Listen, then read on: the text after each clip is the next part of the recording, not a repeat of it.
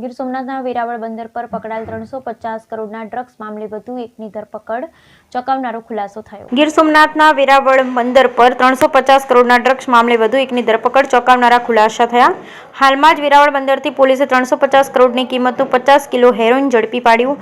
બોટના ટંડેલ અને હેરોઇન લેવા આવનાર એમ કુલ 3 વ્યક્તિની ધરપકડ કરી. જેમાં જાણવા મળ્યું કે ડ્રગ્સની હેરાફેરી ઓમાનના દરિયામાં થઈ હતી. ડ્રગ્સ મોકલનાર ઈરાનમાં છે. જો કે આ હેરોઇનનો મોટો જથ્થો કોણે મંગાવ્યો એ મામલે તપાસ હાથ ધરતા બહાર આવ્યું કે ઈશાક રાવ ઉર્ફે મામુ નામના વ્યક્તિએ આ ડ્રગ્સ મંગાવ્યું હતું. જો કે ઈશાક રાવ ઉર્ફે મામુ આફ્રિકામાં છે. તે આખરીમાં ડ્રગ્સ ક્યાં અને કોને પહોંચાડવાનું તે સવાલને લઈ પોલીસે આરોપીઓની પૂછપરછ હાથ ધરતા જાણવા મળ્યું કે જામનગરના બેડીમાં અલ્લારખા નામનો શખ્સ છે, જે ઈશાક રાવ ઉર્ફે મામાના કોન્ટેક્ટમાં છે અને એટલું જ નહીં, તે હેરોઇન લાવવાથી લઈ અને સપ્લાય સુધીનું નેટવર્ક સંભળાવતો હતો.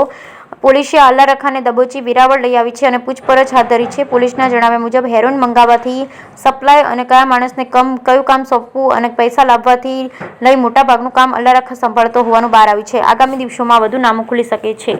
વેરાવળમાં જે અમે હેરોઇન પકડ્યું હતું, એ હેરોઇનમાં 3 આરોપી જે તે સમયે અમે પકડેલા અને એ 3 આરોપીની વધારાની પૂછપરછ બાદ અમે બીજા 6 આરોપી ડિટેન કરેલા.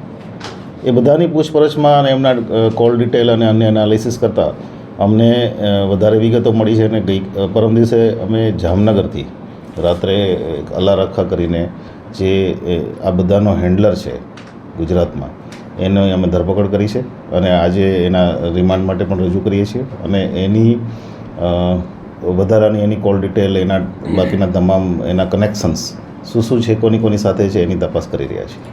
સર, અલ્લારખાને પકડવા પાછળનો મજબૂત પુરાવો અથવા માહિતી કઈ પ્રકારે કે જ્યાં પહોંચી પોલીસ?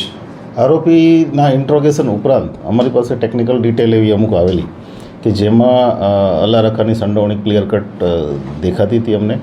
અને આ સિવાય પણ અલ્લારખા બીજા એક કેસમાં આરોપી ન હતો પણ એની ભૂમિકા હતી. એ શંકાને આધારે અમે પહેલાં એને પકડેલો અને ત્યાર પછી પૂછપરછમાં અમને વધારે પુરાવા મળ્યા છે. અલ્લારખા કેના સંપર્કમાં હતો ને ક્યાં મારફતે સંપર્કમાં હતો? અલ્લારખા સીધો જ ઈશાક જે મુખ્ય આરોપી છે, જે મેઇન હેન્ડલર છે, એની સાથે સીધો જ સંપર્કમાં હતો અને છેલ્લા 3 વર્ષથી એની સાથે સંપર્કમાં છે. અને એને વારંવાર એના કોલમાં પણ કોમ્યુનિકેશન થયેલું છે. એ ઉપરાંત ઈશાકના તમામ ફેમિલી મેમ્બર સાથે પણ એ સંપર્કમાં છે. સર, આખી ઘટનામાં અલ્લારખા નો મુખ્ય રોલ શું હતો પ્રાથમિક પૂછપરછમાં? મુખ્ય રોલ એનો જે